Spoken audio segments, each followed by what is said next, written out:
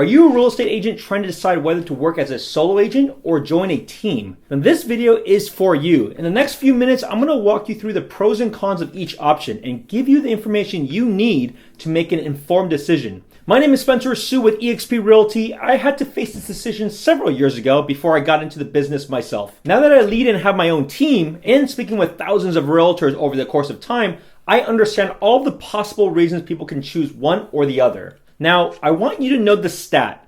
The stat is 80% of realtors will exit the industry within a couple of years. Even more so right now during this downturn.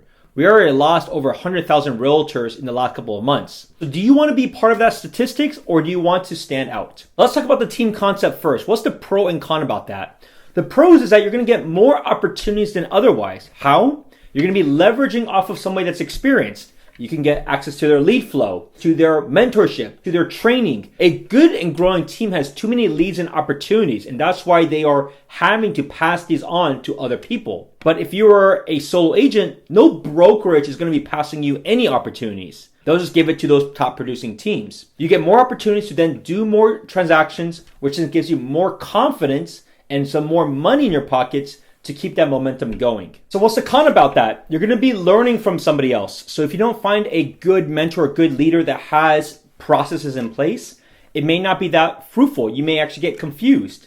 Or there is definitely going to be a split involved. Most teams, maybe a 50-50 split. It could range even some of that. I can see some go as 40-60 because there's a lot of work for team leaders to be able to bring on agents, especially the fact that leads are getting more expensive.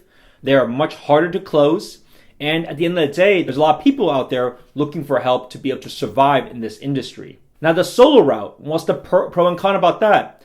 You definitely have a lot of flexibility of your own time. You can do whatever you want. At the end of the day, that's part of the reason why some people have gotten into the business.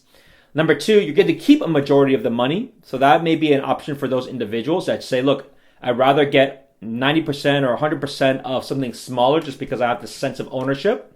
You can brand it however you want to brand it. You're not likely to have as much flexibility of branding when you join a team because you're leveraging the benefits of the team. Those are some of the pros and cons of being solo. There is actually kind of a third option, which is a little bit of a hybrid of both. So some people elect to still go solo, but they want to get access to different groups. And that's what we have going on with my tribe. So you have access to someone like myself, but not as routinely as you did on a week-by-week basis, but maybe on a month-to-month or quarterly basis with myself. But there's also a lot of access to different trainings that are happening on a bigger scale, like a classroom type of environment. So some people say, look, I want to go solo. I do some production or I'm okay making this bet on myself. And then they join a tribe like myself, still get some mentorship and some access, yet they're not as part of a core team. So those are some of the pros and cons of being either a solo or being part of the team. I hope this video has helped you with your decision of whether you want to do one or the other. The reality is you want to go all in on whichever you do. If it's 6 months or a year later, you're not finding the success that you're expecting, you can ultimately switch and do the reverse. Leave your ego aside. Can you do that? What's more important to you, your name or money? If you have any questions or comments, please drop them below and I'll be more than happy to follow up with you. Don't forget to subscribe to my channel for more informative videos like this and hit the notification bell to stay up to date with my latest content. Thank you for watching and I'll see you in the next video.